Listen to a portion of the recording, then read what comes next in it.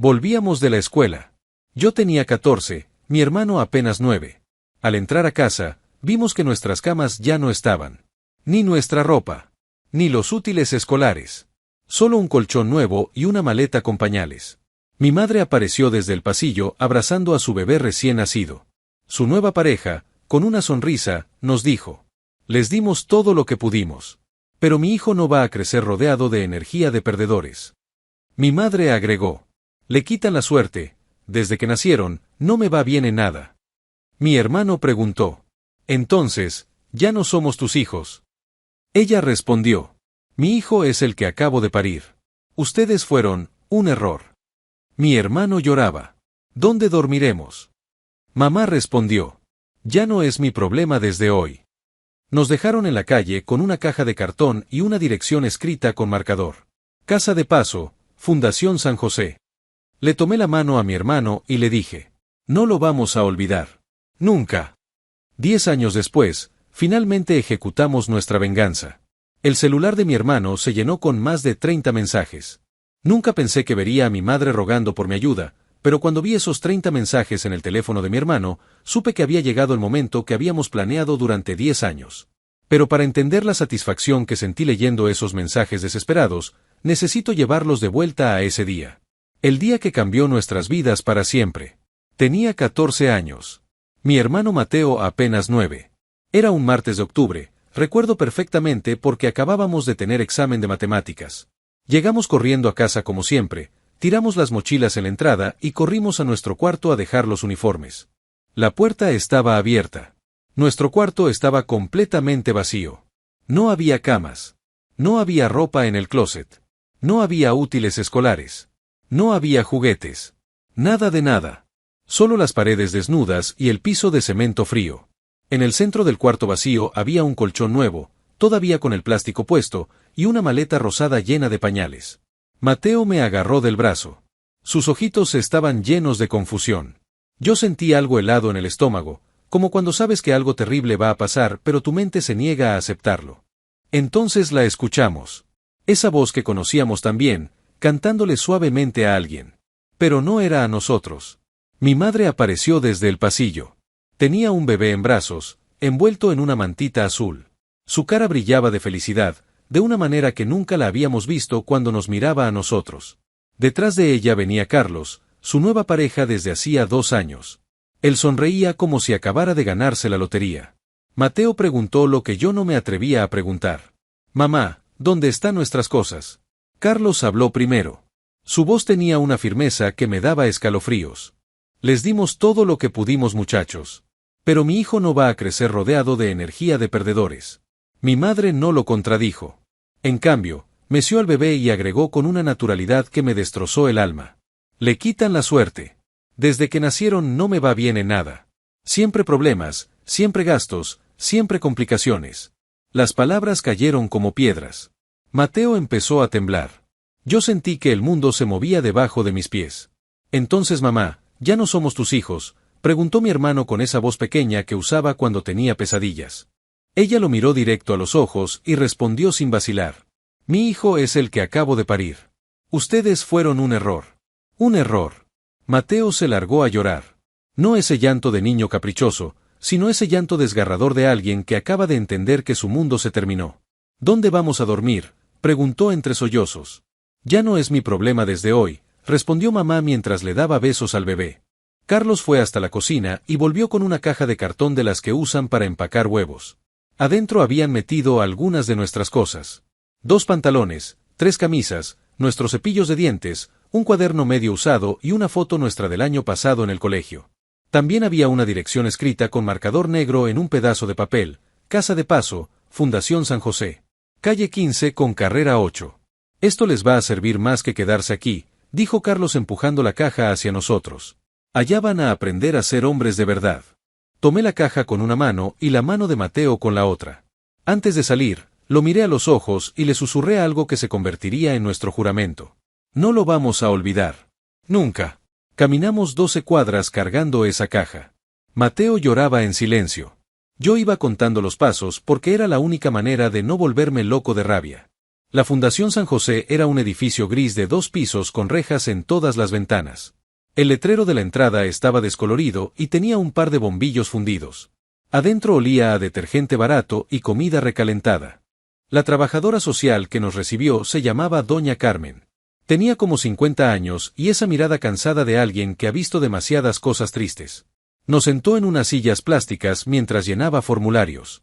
¿Cuántos años tienen?, preguntó sin levantar la mirada del papel. 14 y 9, respondí. Y aquí es donde todo cambió para siempre. Doña Carmen levantó la cabeza y nos miró con algo que parecía reconocimiento. Su mamá se llama Patricia Morales, ¿cierto? Asentimos. Ella ya había hecho esto antes, nos dijo con una voz muy seria. Ustedes son los terceros hermanos que abandona. El mundo se me volvió a mover. Teníamos otros hermanos. Hermanos mayores que también habían pasado por esto. Mateo me agarró la mano tan fuerte que me dolió. ¿Dónde están ellos?, pregunté.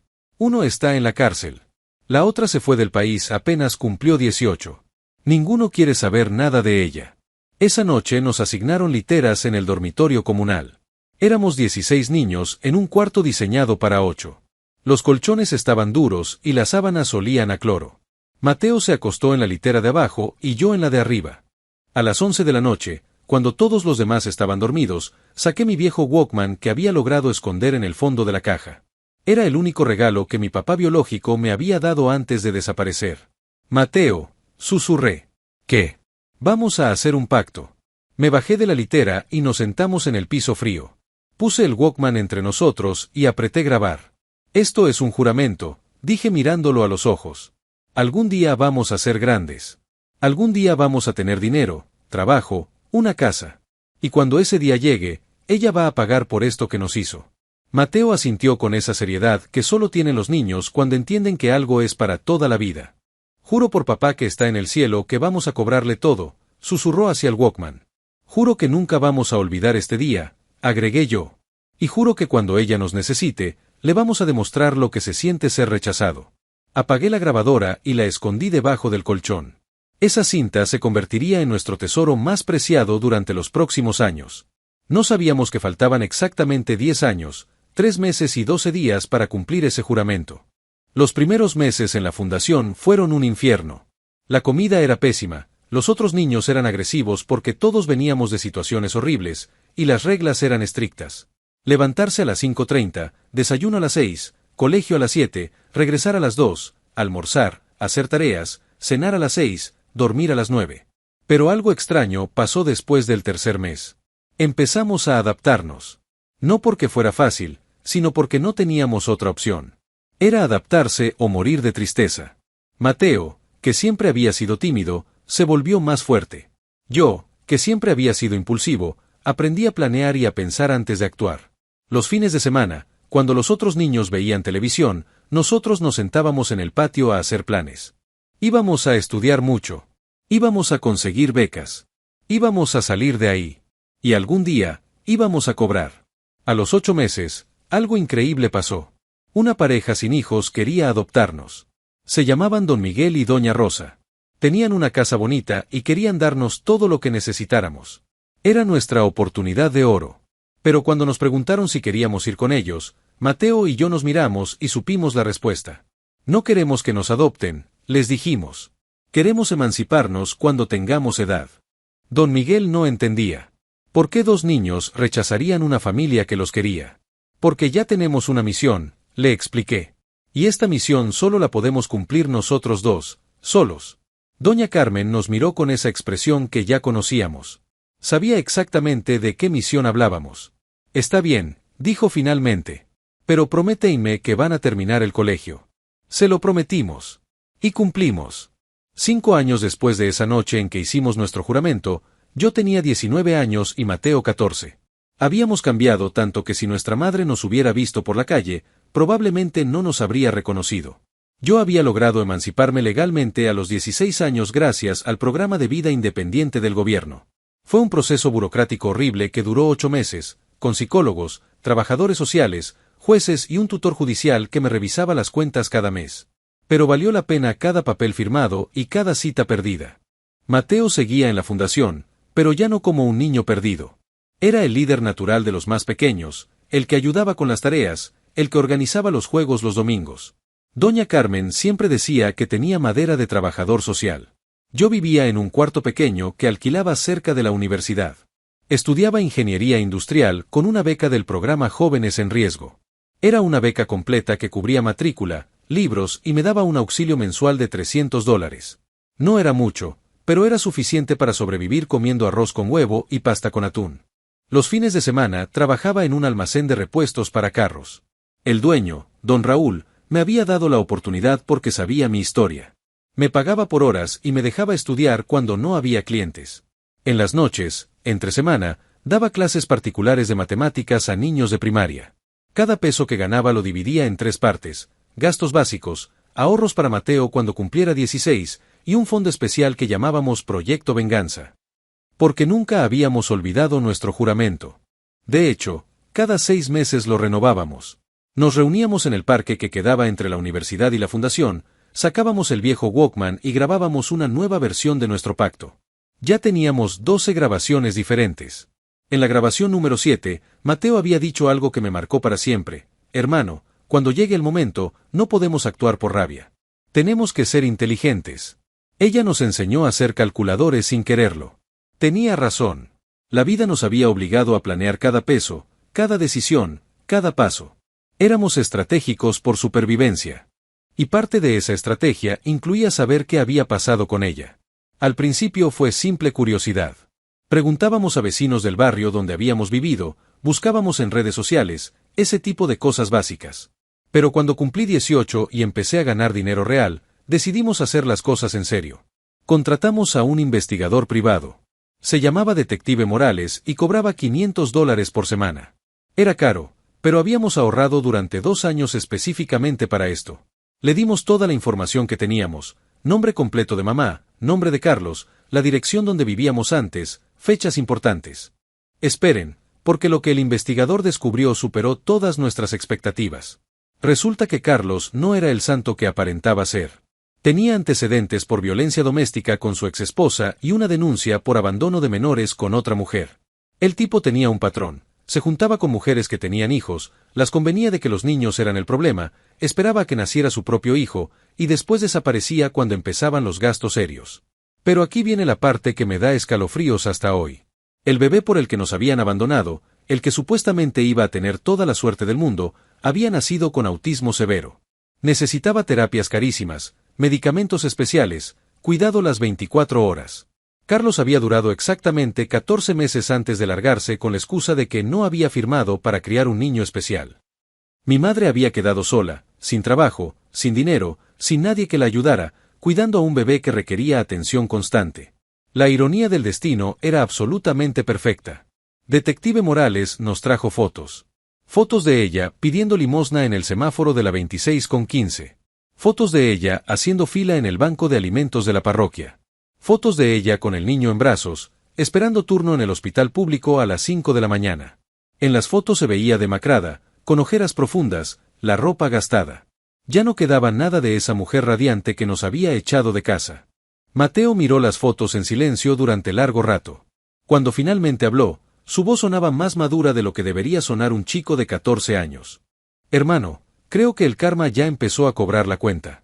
Pero nosotros queríamos asegurarnos de que la cuenta se pagara completa. Detective Morales siguió investigando. Descubrimos que vivía en un apartamento de un solo cuarto en un barrio peligroso. Que había intentado conseguir trabajo como empleada doméstica, pero ninguna familia la contrataba porque tenía que llevar al niño. Que había vendido todo lo que tenía de valor, incluyendo los anillos que le había regalado Carlos. También descubrimos algo más interesante. Había intentado contactar a los otros hermanos que había abandonado años atrás. Nuestro hermano mayor, que estaba en la cárcel por robo, le había mandado a decir que se fuera al infierno. Nuestra hermana mayor, que se había ido a vivir a España, había cambiado de número y bloqueado todos sus intentos de comunicación. Estaba desesperada. Y nosotros éramos su última esperanza. El detective Morales nos preguntó qué queríamos hacer con toda esa información. Por ahora, nada, le respondí. Solo queremos estar seguros de que sabemos todo cuando llegue el momento. Y el momento llegó un martes por la noche. Mateo acababa de cumplir 15 años. Yo estaba en cuarto semestre de ingeniería y había conseguido una beca de excelencia académica que me daba $200 extra al mes. Las cosas finalmente nos estaban saliendo bien. Estábamos celebrando en una pizzería barata cerca de la fundación, cuando el teléfono de Mateo empezó a sonar. Número desconocido. Dejamos que sonara y siguió sonando. 1, 2, 3 veces. A la cuarta llamada, Mateo contestó. «Aló. Mateo, mi amor, soy mamá». La voz sonaba quebrada, desesperada. Mateo me miró con los ojos muy abiertos y puso el teléfono en altavoz. «Mis niños hermosos», siguió hablando, «mamá está muy enferma y necesita su perdón. Sé que lo que hice estuvo mal, pero ustedes son mis hijos y los amo mucho. Por favor, respondan mis mensajes». Mateo colgó sin decir una palabra. Inmediatamente empezaron a llegar los mensajes de texto. Uno tras otro tras otro. En media hora habían llegado 15 mensajes. Todos similares: «Perdónenme, los necesito, soy su madre, no tengo a nadie más». Esa noche llegamos a 30 mensajes exactos. Nos quedamos despiertos hasta las 3 de la mañana leyéndolos una y otra vez. Era surreal. La mujer que nos había llamado error ahora nos rogaba que la perdonáramos. «Hermano», me dijo Mateo antes de quedarse dormido, «creo que llegó nuestro momento». Tenía razón. Los siguientes días fueron de planificación intensa. Teníamos que decidir exactamente qué íbamos a hacer, cómo lo íbamos a hacer y qué resultado queríamos obtener. No queríamos lastimarla físicamente. No éramos violentos y no queríamos convertirnos en lo que odiábamos. Pero sí queríamos que entendiera, realmente entendiera, lo que nos había hecho. Queríamos que sintiera la humillación que nosotros habíamos sentido. Queríamos que experimentara el rechazo, la desesperación, la sensación de no tener control sobre su propia vida. Y queríamos que fuera público. Que otras personas vieran las consecuencias de abandonar a sus hijos. Diseñamos un plan perfecto. Íbamos a responder su llamado. Íbamos a encontrarnos con ella en un lugar público lleno de testigos. Íbamos a escuchar su versión de la historia. Y después íbamos a darle exactamente lo que se merecía. Pero con nuestras condiciones. No van a creer lo que pasó después. El mensaje que le mandamos después de una semana de silencio fue simple: «Café Central. Mañana 3 de la tarde». No teníamos un plan elaborado. Solo sabíamos que queríamos verla de frente y decirle todo lo que habíamos guardado durante 10 años. Llegamos 15 minutos antes. Yo estaba nervioso como nunca en mi vida. Mateo no paraba de mover la pierna debajo de la mesa. Habíamos hablado de esto 1000 veces, pero ahora que iba a pasar realmente, no sabíamos si íbamos a poder controlarnos. A las 3:10 la vimos entrar. Cuando llegó al Café Central, ya no era la mujer arrogante que nos había echado de casa. Se veía demacrada, con ropa limpia pero gastada, el cabello mal cortado. Cargaba una pañalera enorme y traía al niño en un coche viejo. Cuando nos vio, se le llenaron los ojos de lágrimas y corrió hacia nuestra mesa. «Mis bebés hermosos», dijo con voz quebrada, «no saben cuánto los he extrañado». La rabia que sentí en ese momento me sorprendió. Era como si todos estos años de dolor se hubieran concentrado en mi estómago. «No nos digas bebés», le dije más fuerte de lo que quería. Toda la cafetería nos miró. Se sentó sin que la invitáramos, tratando de agarrarnos las manos. Mateo y yo nos corrimos para atrás instintivamente. «Por favor, no se alejen de mí. Soy su mamá. Sé que cometí errores, pero...». «Errores», la interrumpió Mateo con una voz que sonaba rara, como si se fuera a quebrar. Llamarnos errores y echarnos a la calle no fue un error. Fue una decisión. María, la mesera que nos conocía porque íbamos seguido a estudiar, se acercó a tomar la orden. Se dio cuenta inmediatamente de que algo pasaba. «¿Los de siempre muchachos?», preguntó con cuidado. «2 cafés, por favor», respondí sin dejar de mirar a Patricia. Yo solo quiero un agua», susurró ella. María se fue, pero se quedó cerca limpiando mesas. Era obvio que estaba preocupada. Patricia empezó a hablar atropelladamente, como si tuviera miedo de que nos fuéramos. «Mis amores, tienen que entender que yo estaba muy confundida. Carlos me llenó la cabeza de ideas raras. Me convenció de que ustedes nos traían mala suerte, que mientras estuvieran en la casa las cosas no iban a mejorar». «Ah, entonces fue culpa de Carlos», dije con sarcasmo. «Vos no tuviste nada que ver». «No, no es eso. Yo también estuve mal, pero era una situación muy difícil». «¿Sabés que era difícil?», le gritó Mateo levantándose de la silla. «Tener 9 años y que tu mamá te diga que sos un error. Eso era difícil». Varias personas en el café se voltearon a mirarnos. Mateo se volvió a sentar, rojo de vergüenza y rabia. Patricia empezó a llorar en serio. No ese llanto manipulador, sino el llanto de alguien que está realmente desesperada. Por favor, no me odien. Sé que lo que hice estuvo mal, pero necesito que me perdonen. No tengo a nadie más en el mundo. Carlos me dejó cuando Sebastián empezó con los problemas. No tengo trabajo, no tengo plata, no tengo familia. Entonces ahora sí somos tu familia, le dije. ¡Qué casualidad! Ustedes siempre fueron mi familia. Yo estaba enferma, estaba confundida. No estabas enferma, le dije parándome de la mesa. Estabas siendo egoísta. Y ahora que te conviene, venís a buscar a los hijos que botaste como basura. La voz se me quebró en la última parte. Todo el dolor que había guardado estos años estaba saliendo de una vez. María se acercó con nuestros cafés.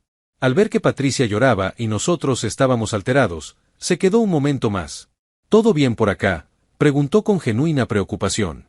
Todo perfecto, respondí limpiándome los ojos. Solo una charla familiar. María me puso la mano en el hombro un segundo antes de irse. Ese gesto pequeño me calmó un poco. Patricia siguió rogando. Sebastián necesita medicinas muy caras, terapias especiales. Yo sola no puedo. Los otros muchachos no me quieren ni ver. Ustedes son mi única esperanza. Y ahí fue cuando se me ocurrió la venganza perfecta.